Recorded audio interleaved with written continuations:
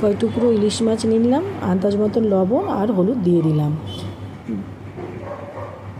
এবার হাত দিয়ে একটু নাড়াচাড়া করে রাখলাম। কালো সর্ষে আর কটা কাঁচা লঙ্কা নিয়ে নিলাম, মিক্সিতে পেস্ট করার জন্য দিলাম।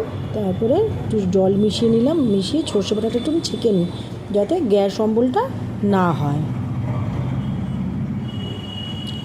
এরপরে ফ্রাই প্যান নিয়ে নিলাম, গ্যাসটা ধরিয়ে দিলাম, দিয়ে ফ্রাই প্যানটা গরম হতে রয়েছে। আমার রান্না করতে করতে পুকুর পাড় দেখা যায়, ভালোই লাগে। তারপরে তেল দিয়ে দিলাম, কালো জিরে দিয়ে দিলাম সোমবারে। এরপর মাছগুলো বসিয়ে দিলাম। ইলিশ মাছ একটু হালকা উল্টে ভাজা হলেই উল্টে দিতে হয়। উল্টিয়ে দিলাম, এবার কটা কাঁচা লঙ্কা দিয়ে দিলাম, তারপরে সর্ষে বাটাটা দিয়ে দিলাম। হলুদ তো আমি আগে আন্দাজ মতন দিয়ে রেখেছিলাম মাছে। ইলিশ মাছ রান্না করা খুব সহজ। হয়ে এসছে আমার ইলিশ মাছ কমপ্লিট।